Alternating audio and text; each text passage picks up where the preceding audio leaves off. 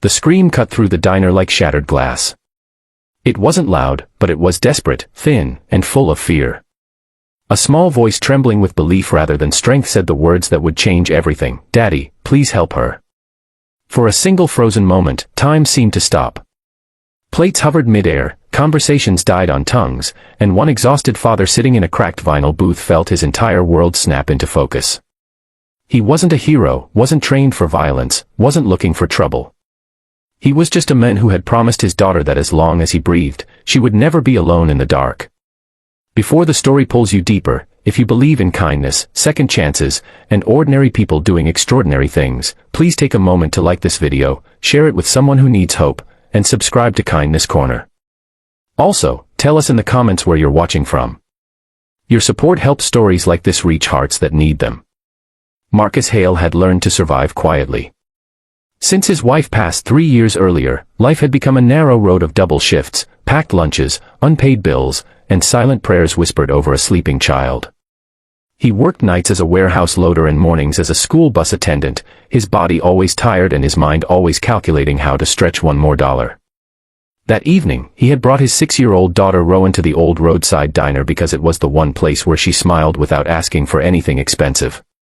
The neon lights fascinated her, and the waitress always gave her an extra cherry on her milkshake. For Marcus, it was a rare moment to sit still and breathe. The trouble started quietly, the way most real trouble does. 2 men at the counter had been drinking since before sunset, their laughter sharp and careless. When the young waitress dropped a tray and apologized, one of the men grabbed her wrist too tightly, words slurred but intentions clear. The other laughed, blocking her path. People looked away. Some pretended to scroll on their phones. Others told themselves it wasn't their business. Marcus noticed it all but stayed seated, his instincts wrestling with fear. He had a daughter to think about. He had no safety net if something went wrong. He lowered his eyes, hoping it would pass. It didn't. The waitress tried to pull free, her face flushing with panic. That was when Rowan slid off the booth seat, her small hands gripping her father's arm. She didn't understand power or consequences.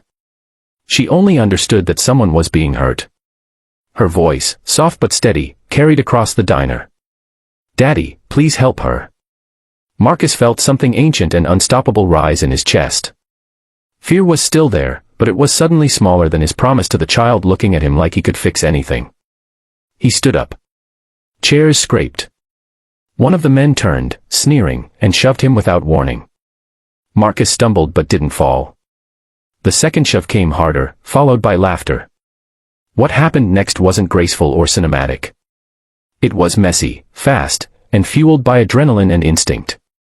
Marcus moved without thinking, blocking a swing, driving his shoulder forward, using the weight of the counter to his advantage. One man slipped, crashing into a stool. The other lunged, only to be caught off balance and driven backward. Within seconds, both men were down, shocked more than injured, the room echoing with gasps instead of music. Marcus didn't feel victorious. He felt terrified. He stepped back, hands shaking, heart pounding, already imagining police lights and courtrooms and his daughter asking why he wasn't home. The manager called the authorities. The waitress cried quietly in the corner. Rowan stood frozen, eyes wide, not scared but confused. When officers arrived, witnesses spoke up, finally finding their voices. Security footage confirmed what happened.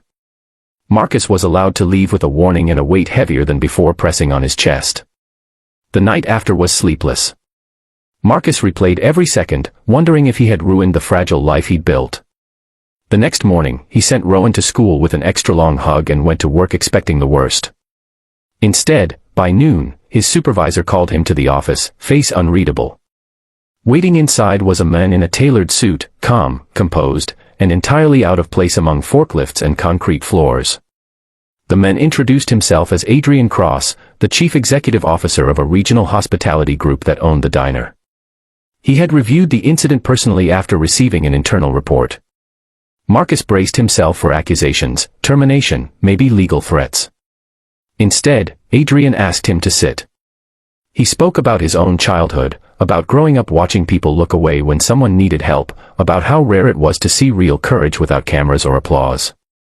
Adrian explained that the waitress had been one paycheck away from losing her apartment. That night could have broken her completely. Instead, it restored her belief in people. He told Marcus that he wasn't there to punish him but to thank him. The company would cover any legal concerns, the waitress would receive support, and Marcus was being offered something unexpected, a stable, daytime position overseeing safety and training across multiple locations. A job with benefits, predictable hours, and enough pay to finally stop choosing between groceries and rent. Marcus didn't know how to respond. He thought of Rowan, of her small voice asking him to help, of the example he wanted to set without ever realizing the cost. His eyes burned as he nodded, overwhelmed not by relief alone but by the realization that doing the right thing had not destroyed him. It had changed everything. That evening, Marcus picked Rowan up from school earlier than usual. They went back to the diner, but this time they sat by the window. The waitress smiled when she saw them, a real smile this time, no fear behind it. Rowan waved proudly. Marcus held his daughter's hand, feeling the steady rhythm of her heartbeat, understanding that courage didn't always roar. Sometimes it whispered through a child's faith in her father. If this story touched your heart, if it reminded you that small acts of bravery can ripple further than we ever imagine, please like this video, share it with someone who needs hope, and stay connected with Kindness Corner. Your engagement keeps these stories alive. Before the ending, we have one special request. Please comment below with a single word that describes how this story made you feel. Your words matter more than you know.